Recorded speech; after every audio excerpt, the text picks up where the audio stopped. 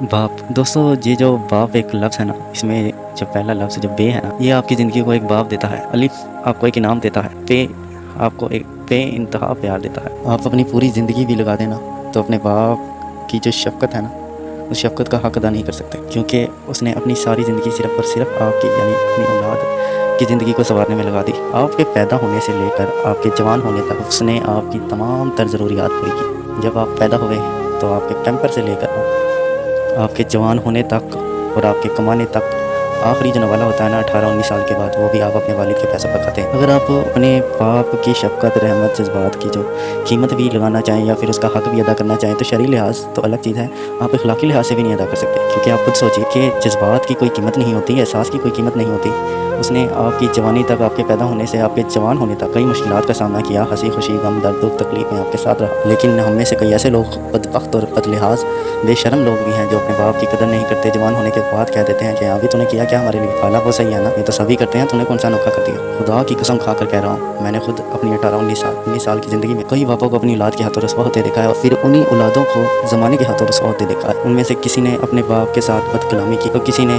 हाथ चला के की, किसी ने अपने बाप को बेघर किया तो किसी ने अपनी ख़राब ज़िंदगी का इल्ज़ाम धर दिया। खुदा राह रास्त पर आ जाएं और अपने वालिद की कदर कीजिए। आप अपने दोस्तों पर, अपने अजीज़ों पर जितना भरोसा करते हैं, एक दिन वो धरा का धरा रह जाएगा, और उस वक्त आप अपने बाप को इतनी शिद्दत से याद करेंगे ना कि आपका दिल फटने को आ जाएगा। जब तक वालिद का साया सर पर सलामत होना, कसम से कोई आपको बाल भी बाका नहीं कर सकता। चाहे उसके पास एक रुपया ना हो, कुछ भी ना हो, लेकिन वो अपनी ज़िंदगी की आखिरी सांस तक आपके साथ लड़ेगा।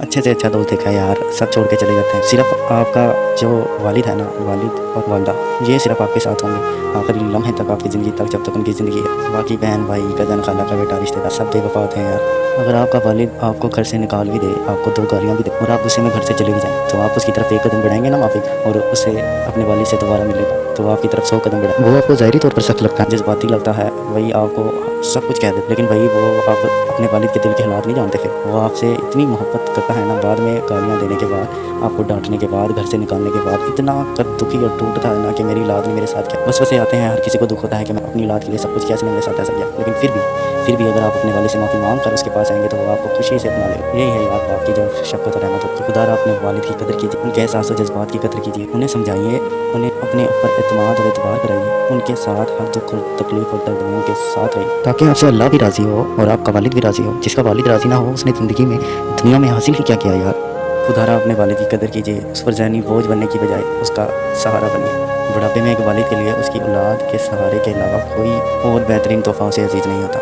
तो खुदा अपने वालिद की कदर। मेरी दुआ है कि आप सबके वालिदैन का साया आप पर सलामत रहे, और जो लोग बदबख्त हैं, बदनसीब हैं, जो अपने वालिदैन की कदर नहीं करते, अल्लाह उन्हें हिदायत का रास्ता दिखाए। जज़ाकल्लाहु खैरन।